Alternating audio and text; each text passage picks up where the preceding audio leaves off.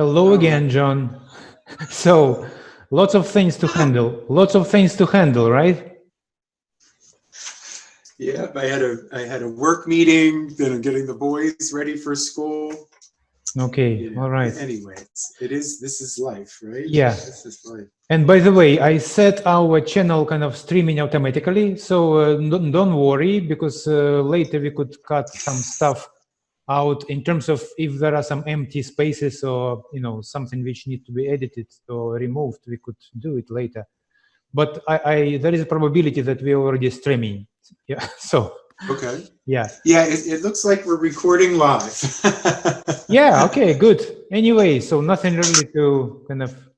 It's not we are not a broadcasting kind of BBC type of enterprise, so we need to take it easy, I think. And today's topic is quite exciting, and well, I'm curious how we're going to handle it. Dealing with fears and uncertainty. So that's powerful one, and I just want to kind of set up the scene. I mean, like we will be talking. I was planning at least for almost like a standard coaching session, around like 40 minutes, not more, and maybe like a few minutes after we will wrap up and try to make some kind of, I don't know, takeaway kind of points in the end. How are you with that plan? Oh, I think that sounds good. I think that sounds great. Yeah. Perfect. Yeah. So yeah, I just want to say, people who will be watching this talk, that I want to say a few words, because I think it's important to make it clear that as a coaches, we are trained to work in a certain particular way.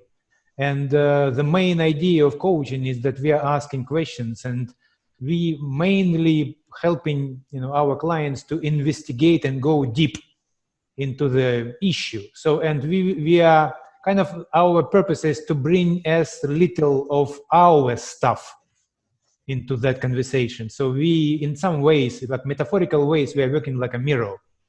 We are trying to reflect back and make something clear which maybe our client not able to see. In this particular environment right now, when we are discussing, for example, some particular topics, I think we are totally out of our standard way of working. So I just want people to realize that we are kind of, I would say, in open water. Yeah, totally not the way we usually work. And I would suggest us actually to do almost like a double coaching session. So I will be asking questions, and you will be asking questions me, and it's like we will be in both shoes at the same time, kind of being a coach and coachee. And yeah, that kind of, we'll see how it goes, because we never done that kind of type of conversations. So we'll see. Yeah. Can you add something to my observation or? Yeah, I mean, I think that our intention is to make this as much almost like a conversation as it can be, so that and we know that there may be things that resonate with people, and there may be things that don't. Yeah. And so our hope is that whatever may come up for you, and hopefully there will be things that make sense to you in your situation, because everybody is in a very different situation. Yeah. And with the topic of fear and uncertainty, each of us is experiencing those at different levels. Yeah. And ultimately what we'll get to is, what does that mean for people, and what does that look like for people? And I think too, just as you were talking about the coaching, again, as we talked about in our first kind of introduction, is that we're not here to provide therapy or any kind of counseling. This is really a conversation. And for those who are experiencing much deeper levels of anxiety or depression, then we certainly encourage people to seek that kind of support if they need it. Yeah. But here we're really just hoping to engage and talk about these topics that I think many of us are experiencing right now in our lives. Okay. So when it comes to fear, you can choose what you would kind of like to start with. But when it comes to fear and uncertainty, when I pronounce those words, what immediately comes to your mind? For me, what comes to mind is this kind of anxiety. It's this anxiousness. It's the this oftentimes this kind of feeling of paralysis. Of not being able to move and see things clearly. And so that's what comes up for me is just this overwhelming sense of what do I do, and this lack of control that we think that we actually have, but we feel as though we're losing some sense of control in our world. Yeah. All right. Yeah. And in terms of uncertainty and fear, the paralysis and lack of ability, as a result, something which is kind of squeezing you and make you less capable. All right. Okay. And when it comes to fears and uncertainty, if you would recall some instances or some events in your life which you would like to share or would like to, is actually very much relevant to fear and uncertainty states. Do you have in mind anything from your past which you would be willing to publicly actually to touch? Sure. And I mean, what's interesting is that although the imagery that I'll provide in this story is a little different than our current situation in terms of the virus. But where I'll go with this is that that when I was at a bereavement camp for children, and I was a counselor there, and one of the things that we had the kids do was the zip line. And the zip line was well above the top of the trees, 50 plus feet, whatever meters that is. But all I can tell you is that I have a fear of heights. And this idea, and where that came from, one never knows. But as I've aged, it's become increasingly greater. And here I was, having to go out to the platform where you would then drop off. And the first thing is to walk across a very thin metal line, and just two metal lines that you held on to just to get to the platform. And I just remember that feeling of, I started breaking out in a sweat. My heart was racing because I was in my head. I was going to the worst case scenario, which was I was going to fall. Yeah.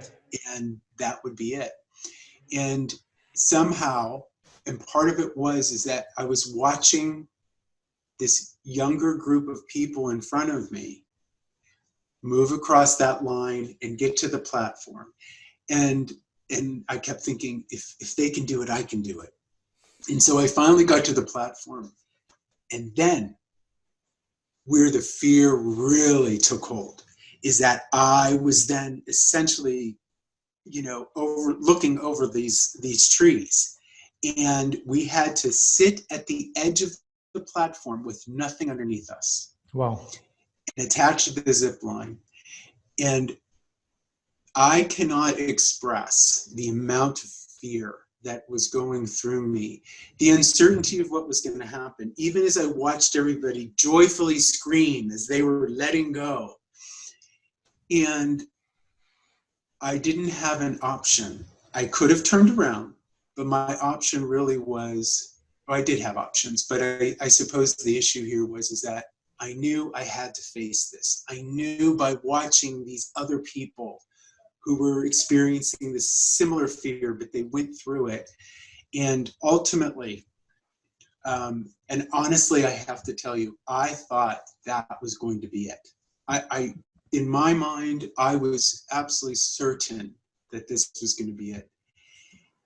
And, this is about breathing, and this is about simply letting go. And at the point when they did the countdown, I just remember that tightness everywhere in my body. It actually was, I couldn't even see at that point. And then I let go. And I went down that line, and there was pure exhilaration. There was pure, that adrenaline rush that someone might get. And ultimately, and I screamed. I mean, I was yelling the whole way down. And with that, I ended up at the end, and we swung back and forth. And it was such a powerful lesson for me, because it didn't mean that my fear went away, because it was there. Even when I got to the bottom, I was still, filled with that adrenaline and shaking. But I recognized, and it was such a powerful moment in my life, that it doesn't go away, but I must move through it. And sometimes it is about just letting go. And there was uncertainty. I didn't know what was going to happen. I could only see it maybe from others' perspectives, but I had to move through it myself. And so it was about me somewhat letting go and getting out of my head and just opening myself up to that experience. Mm-hmm. And so anyways, it really was so much about the fear and uncertainty that was so powerful for me. So what do you think, what makes it powerful? I mean, as you described it, when you went it through, it's actually almost some kind of bubble. I mean, that it's something which actually imaginary. It's actually not real in terms of when you were already in the middle. You said there is I would say almost like excitement and adrenaline, and it's not. So what makes it, do you think, so controlling us or so powerful? It's the power that we give to our thoughts. And that's really what I recognize, is that my mind was racing with all of these images and all of these thoughts around what could happen. And that's where I was putting all of my attention. Yeah. And I think that's really what, for me, it was all about, is that it's about my mind racing. And it was all those, and it was also the negativity. It was the fear of falling. It was the fear of, and also this lack of control. But to your question, it really is about those thoughts that, I know that I gave so much attention to. And I think at that point, when it was time for me to jump off, I had to let that go. It was time for me to just let it go and move. And I think it's that moment when I stopped thinking. Yeah. And, we never really stopped thinking, but giving all that attention to that fear and just saying, I've got to do this. And, took the deep breath. And then in the end, the bottom line is that in a way I was kind of transformed through that process of letting go, and recognizing how powerful our thoughts can be. And they weren't, and I think the final piece is that in that situation, they weren't real. They weren't, those thoughts did not come to fruition. They weren't real. It was just my, that innate thing that happens with us, that we start thinking about the worst case scenarios. Yeah. And how powerful that can be. All right. So so I'm kind of ready to give my comments to our first touch of the kind of fear, and just gonna kind of I would say observe what was going in my head, or what kind of chain of thoughts was streaming in my mind when I was actually hearing you describing the whole thing. So first of all, when I ask you a question, what kind of what first thing comes to your mind when we are talking about like fear and uncertainty, and you start to describe it? What I realized, that to my surprise, my association with the fear is very different from yours. And I will explain kind of later in details. But when you described it paralysis, when you described it some kind of anxiety or whatever, to my surprise, again, I realized that fear and uncertainty associated in my mind with excitement. I don't know, it's really, really strange. And I will explain, probably, I could guess why it is, but it doesn't have any, how to say it, it doesn't have any negativity, even though the words by itself kind of negative. But I think physiologically, when it comes to fear, I went through that so many times and so many different shapes and forms that eventually it kind of lost a little bit a grip of that kind of negativity. It doesn't mean that I'm fearless, not at all. But how to say it, it's like it doesn't have the strong hold as probably it used to be. And eventually I associated with those words a little bit different meaning. And I could guess why.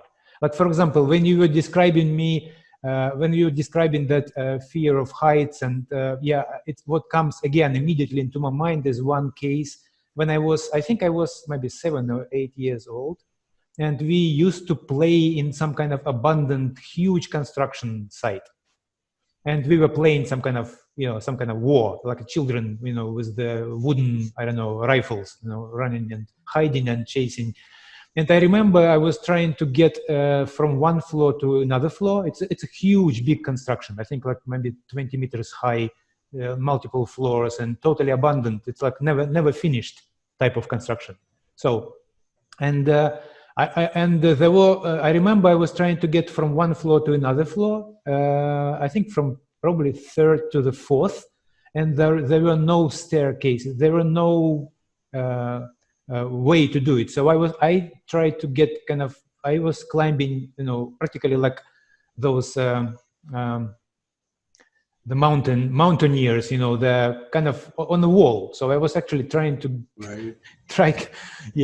And as a result, I went almost on the 4th floor, but suddenly I realized that I cannot get through. That was too narrow for me. There was some kind of piece of construction which I just couldn't get through. So I actually got stuck, literally. I could not get back because I was climbing on a tiny, small kind of pieces of, some construction pieces, and I could not get down and I cannot get up. So I realized that my grip and my holding is getting weaker and weaker, and eventually I probably just gonna fall, and that fall will be really, really bad. So that all that sweating and all that fear, all that kind of building in the body kind of sensation is started to get in.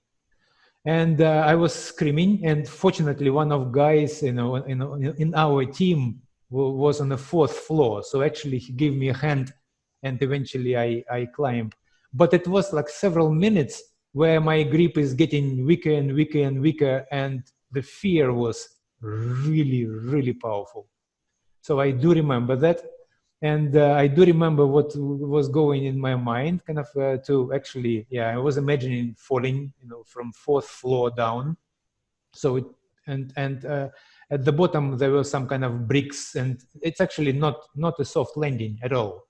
So it actually would be, so that's my memory. And when you describe your feelings, somehow that thing, I just suddenly remembered that feeling.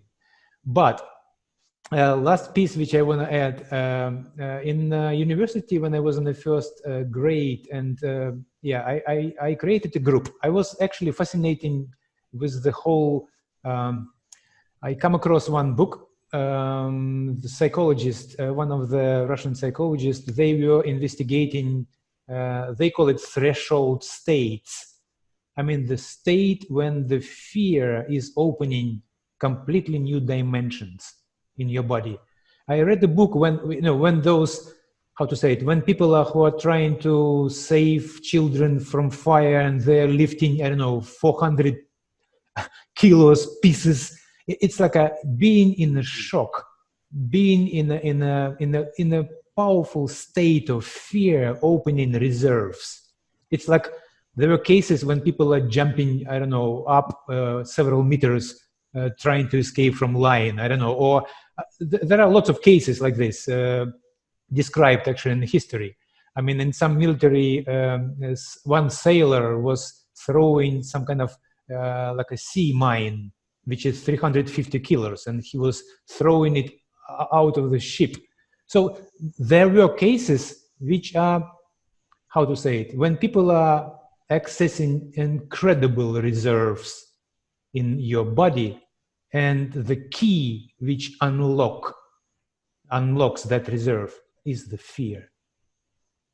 I mean, it's you are reaching certain particular state, and state is extremely resourceful.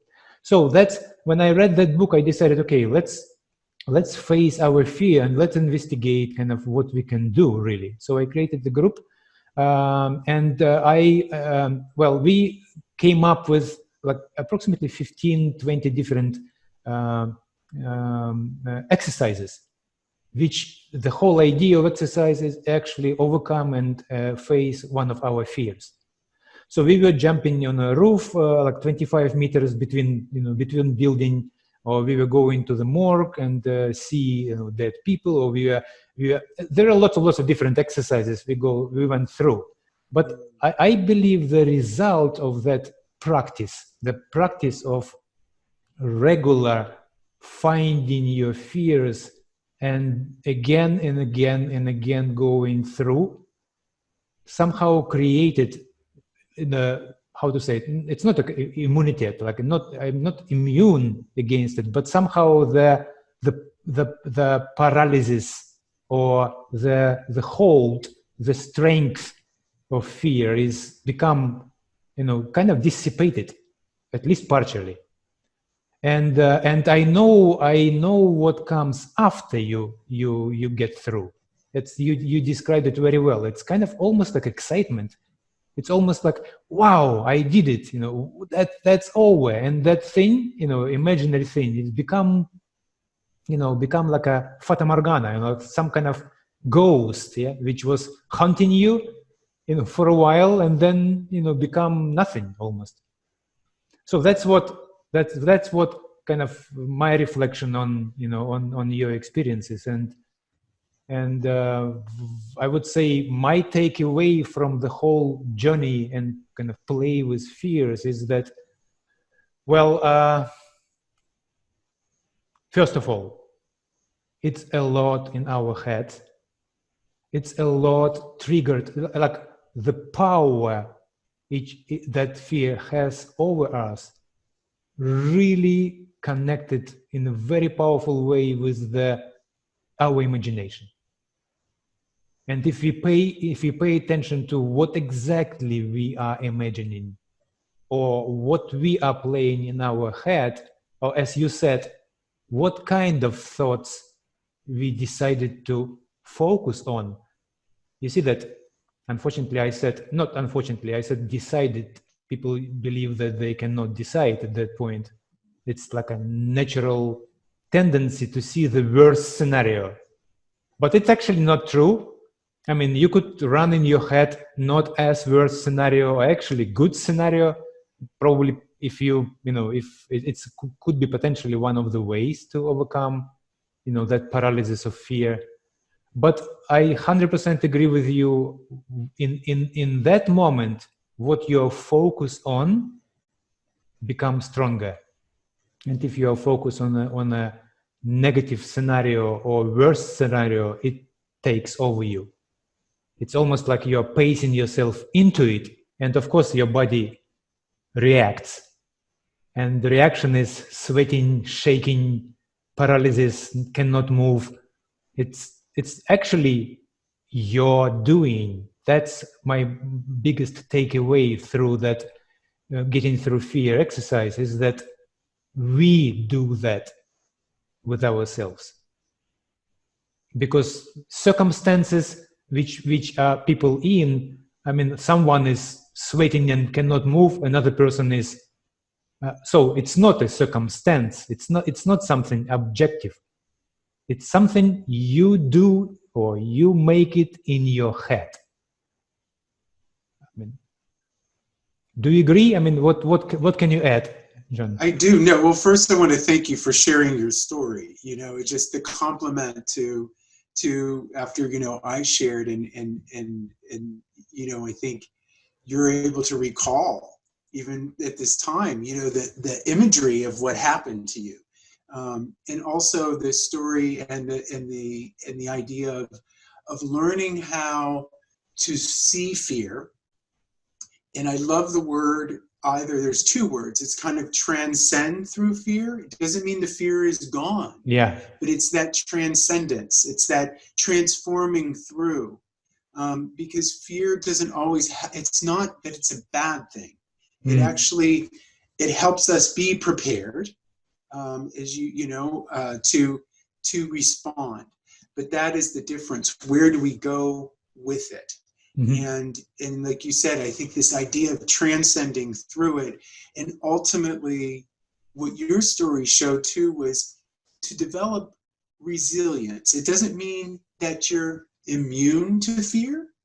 It just the resilience to know that it doesn't have to take over. Yeah. You know, it's still part of us being humans, but we're able, if there's a way to, you know, for us to look at it and to examine it a little bit. Yeah. I kind of, you know, in my own way, you know, if I may share, I often looked at the letters of fear and in one of the word fear. And one of the things that I use is each representation of those letters, like facing fear, exploring. So we've got the F and the E, explore it. What is it about? What's going on? Then moving into this place of accepting that it's there. Yeah. Accepting that it's there. And then ultimately this idea of releasing. Wow. Releasing, because we've already moved through this process of really looking at it. Is it real? You know, and ultimately, how might we be able to release? So facing it, exploring it, accepting it for what it is, and releasing and moving on. You know, I don't want to simplify that because that is a process. Yeah. But it almost in a way connected with your story. I like it. How you ultimately were able to face those moments that could be fearful, and you began to move through it and accept it. I like it. In a way, release it. I like that fear as a result, facing, exploring, accepting, and yeah, that's really nice. And I agree with you. I really agree that the first thing, I think the key to handle fear is acknowledge that it's there. And by facing, few things right now comes to my mind. First of all, I really like you mentioned that it's something which is serving the good purpose, because Mother Nature created certain particular reaction in our body, meaning it's prevent us from or guard on us, like fear of, I don't know, some people maybe get burned and then they have a fear of fire. Yeah, the Mother Nature tells, please don't do that again. Because, so we could develop the fear, idea of fear is, it's almost like kind of warning signal that something might, you know, be damaging. It doesn't mean that it will be damaging, but it's a warning signal. So when something warns you, is it a bad thing? No, it's not. Does it mean that you 100% need to stop? Maybe, maybe not. You need to explore. And if you evaluate that, you know, that warning signal kind of exaggeration, then you just, you know, move forward. So if you perceive fear as not something, you know, like a pure negative, evil, you know, something which you need to avoid or never feel, I mean, that would be very, I would say, not a smart move, because fear plays enormous positive role in our lives. But should that fear limit us forever? Should it have a grip or how to say it, full power over? Of course not. So how to find balance? I like the process. First of all, face it and see, okay, in this situation, what that fear really mean. I mean, in many cases, uncertainty associated with fear, because uncertainty that there is a situation when you cannot predict as well, maybe, as situation which you are familiar and comfortable with. You cannot calculate, you cannot predict. Does it mean the situation is bad? Not necessarily. It's just your ability to predict and calculate less. But Mother Nature gives you fear at that moment, because you need to be careful. So if we are able to find some kind of balance and perceive fear as a, as an assistant which touch our shoulder, say, hey, John, just take it easy here. Yes, be careful. Like, yeah, watch, where you step. And in this case, that fear would be really, really good, assistant for us. As soon as we learn how to deal with it, how to explore, move through, and have resources needed to, not to have a full control over us. Yeah. I think, what as you spoke, and thank you, Alex, what brought to mind is, in thinking about, we've been given this kind of instinct, right? And it's how do we listen to it? And part of it is, often people talk about that gut, you know what I mean, that we have, or that intuition that we have. And from some of these experiences, I try to move more into my instinct. Is this, how am I feeling about this? Is this really, am I really in danger? Mm-hmm. Because I believe if we listen to our bodies, it will tell us that we have that sixth sense sometimes, mm-hmm. that yes, there's danger here. Yeah. But hopefully for most of us, that's fewer and far between. But there is. But then the idea is, then how do I need to respond to it? And that is the question too of, is it about responding or reacting? Mm-hmm. And reacting is immediate danger. It's immediate, like you were describing the tiger or the lion, or, and someone having to jump up. Yeah. That's the immediate danger. But, then the other side is that what can I look at and say, okay, am I really in immediate danger? Am I really in this place where I'm at risk? Yeah. And what do I do with that? And again, maybe that is the subtle difference between responding and reacting. But I go back to this idea of how we listening to our bodies as well. We talked about those thoughts that go up in our head, but also what is our body telling us, in mm-hmm. this situation? And what do you think, John? John? What would be the kind of the key to start changing things and changing your reactions, and in regards to fear? Like I don't like the word overcome, even though I like transient, and as you said, like a transition through, because overcome, it's some kind of, I don't know, I'm not English native, but maybe it's something which you kind of fighting and trying to get over something which you perceive as something negative. What if we are friends with fear? What if we use fear for, what if we are not overcoming anything? What if we working together, use it when you need it, and say, okay, wait here when you don't, and just go through without fear? So what would be the key component, if you would summarize kind of all your strategies and all your life experiences, what it would be for you? It's a great question, Alex. I think for me, the process, and I know this really to be true, is that in order for me to really get a handle on what's happening, one of the first things that we always talk about is that when we're in those states, we stop breathing. So we've got to bring, kind of this breath and life back into ourselves in order to really look at this. So, part of this process is really kind of getting grounded in ourselves. We're dealing with this outside world and this environment. I think in these moments of being able to transcend or to look at what's happening, we have to come back to ourselves. And, for me, it is about breathing. It's going through that, that FEAR process. And I think part of it is I ask myself the question, how true is this? How true are those thoughts that are coming up for me? Yeah. To really seek some validity.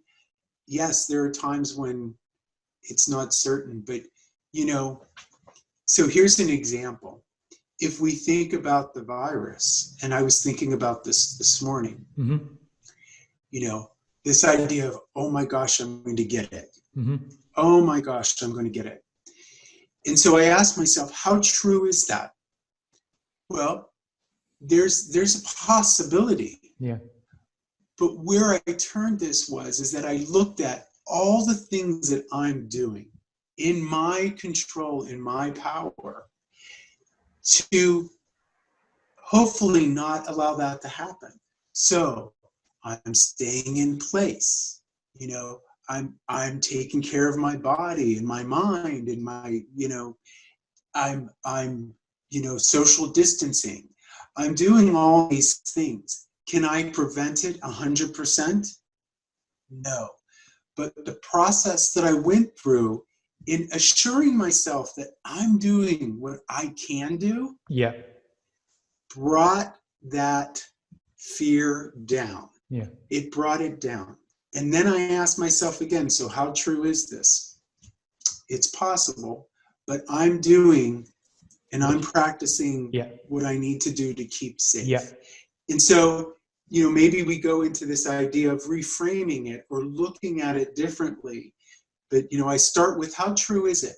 Yeah. And then I ask the question and try to challenge it a little bit. It reminds me a little bit, I think Katie Byron, I think I come across some material when how true is it? It's literally that question of, is it true? And then your mind like, well, maybe, and maybe it's not really. And I agree with you. The first one, facing fear. And for me, I use a little bit different word. But for me, the key question to handle literally anything is the noticing. I mean, very often I realize that I'm kind of reacting and my body already reacts in a very bad way. And the reason is that I was not able to notice that I'm already focusing on the certain thoughts. I allowed number of thoughts, to run through my head. And of course, my body kind of reacts on it. And that reaction of the body, that's what I noticed. That, wow, I'm already shaking. Well, you are too late, man. You missed 15 thoughts which run through your head. And now what you're dealing with is already, body reaction. And when you allowed, to go that far, the body already shaking and reacting, then it's going to be a little bit more difficult to get rid of it because it's already physiology involved, right? So, and in my head, like there are two kind of key moments which I developed for myself as a strategy. First of all, notice it.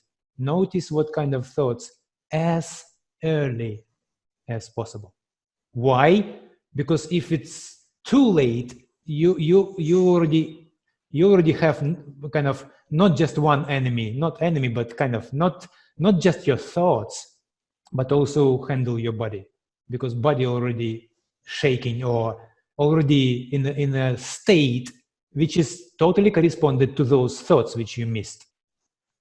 So there are few ways, if it's too late, kind of body already reacting, then I 100% agree with you. Through physiology, we actually can overcome it. We're supposed to move back. So breathing, relaxing, change physiology, it's like, to do everything what you, like, for example, if you're in fear, how your body behaves when you're confident and relaxed. How? Can you just change? Can you just create that posture? How you breathe when you are relaxed and happy? Can you reproduce that? So, like going backwards. So, and when you change your physiology, it could help you kind of to slow down the process first of all, and then get rid of it. So, yeah, that's probably what kind of my way of handling with the fear is. Number one, noticing the thoughts as early as possible. And if I realize that in your process, it's kind of facing. And if I realize that I'm thinking those thoughts, my actually way is to change thoughts, to soften it, to choose different ones, because at that stage it's easily can be done. You literally focus on something else and you have different thoughts. If it moved already deeper in your body, then yeah, there is a different method how you could revert the whole process. But that's what for me, kind of facing and exploring phase of your process kind of would look like. Thank you so much, Alex. I mean, one of the things that came up for me, you use the term notice and that kind of creating awareness, right? Yeah. And noticing immediately. And what the big takeaway from what you just shared too was, we do have choices. We do have choices about how we think. Yeah.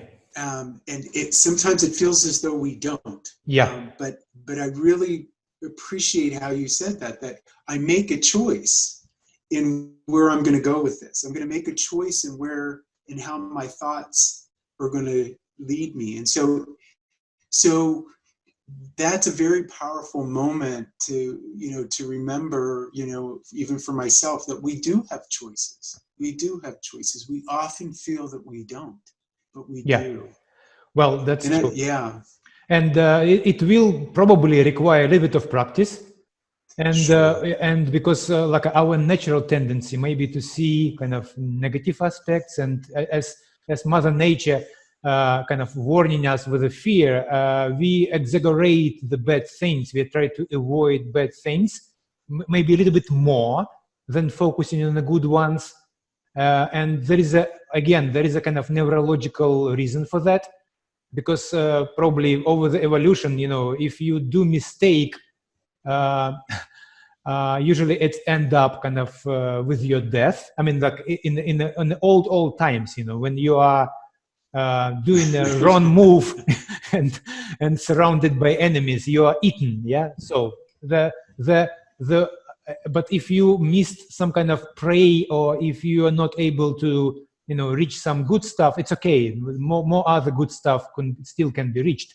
What I mean is that the consequence of mistake is much more heavier than consequence of missing opportunity. I mean, okay, it's like from nature point of view, from evolution point of view, it's they are not equal.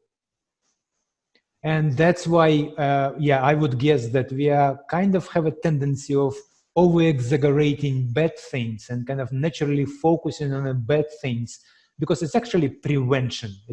That's the whole idea of why we even feel that fear. So knowing that maybe will help us to, we need to work a little bit harder on practicing, good thoughts and looking bright, side of the things. because in some ways, because of evolution, we have a tendency to over, like moving too much into the negative and see, bad stuff first of all. Yeah, so it's like physiologically, I mean, when we talk about financial, like for example, financial rewards and punishments, that's why people are kind of, how to say it, motivated by fear much more stronger than motivated by gains. So that's actually the roots of that. It come from evolution, because the consequences of mistakes have a much more heavier kind of gravity than than losing opportunities. So in terms of wrapping up our today's session, so if we would take, I don't know, 2-3 points, what would those points be? I think, again, fear is real, and there's different states of fear. And I think that we also agree that there is huge uncertainty out there. But if we're able to take a moment to, as you said, notice what's coming up for us whenever this fear feels as though it's taking over, and take time to look at it. And as I was saying, how real is this? And maybe it is real. Yeah. And then ultimately, if we move into this space of I have a choice to take this somewhere, and I can change the way that I'm looking at this. I can reframe it, and possibly move into the positive direction. Mm-hmm. And I think the other side is that in order to be in that state of mind, and to be in that mindset, to be able to stop and take notice, face it, explore it. The other thing is, what do we have to do with ourselves? How do we need to be prepared and be in that space? Yeah. We talked about breathing, and how do we practice that self-care to be able to take that moment and to be able to notice, yeah, and to be able to move through that process. And ultimately, again, to what you said, Alex, is that, it's part of who we are. Yeah. That none of us, we're human beings. This is part of our makeup and our nature. But we also have been given that opportunity to look at things, yeah, and to process and ultimately, move through them and learn from them. And I'm curious, what would you say, Alex, in terms of your takeaway and what? Well, there are a few things stands out. First of all, the fear abbreviation. Could you please remind me and everyone, facing, exploring, and the R stands for? So we've got facing, exploring, accepting, and yeah, accepting, and then releasing. Release. Okay, I was thinking resource. Oh, release. Okay, yeah, nice. So face, Accepting. Explore, accept, release. Well, it would be yeah, I really like it. I would love to maybe in our next conversation move into the, I would say, practicality of every particular stage. How exactly? So I was trying to trying to say how I probably perceive that facing and exploring. What exactly I supposed to do? So because, as you know, the words can be perceived by everyone explaining the one word in a different way. So facing, how exactly do you face? So for me, facing is noticing, because I cannot really face anything unless if I haven't noticed it. I mean, the thoughts are running through, and then it's already took over me, and I already feel bad, and it's like, so I didn't face it. It's too late. I missed it. So for me, facing it is noticing immediately what I am right now, kind of running through my head. And that's it. And if I'm able to do that, it's a key actually to start the whole process, exploring and accepting eventually, and releasing it. So that's abbreviation. It really stands out. And and I would love to dive into practicalities. If someone, have no idea how to deal with fear, what exactly, the person's supposed to do, how to do it. So if you're okay with you, maybe we could get another conversation already getting into the kind of practical aspects of that, the facing, exploring, accepting and releasing process. Absolutely. I think it's a wonderful idea. I mean, I feel, we've hit the surface part of this and shared kind of what those feelings and, a little bit of how to move through it. But to your point, Alex, I think to be able to go below the surface and to delve deeper into some of the practical ways to do this that can be helpful. Maybe really wonderful opportunity for people to hear. Perfect. Thank you very much, John. I really appreciate your time. And it's totally kind of fluid conversation. So we didn't have any particular plan. I was just hoping, kind of trusting the process and hoping that we will come up with something which people might find useful. I hope we did. And we will continue to explore the topic in the next conversation. Thanks a lot. Have a nice day. Wonderful. Thank you, Alex. Thank you. Take good care.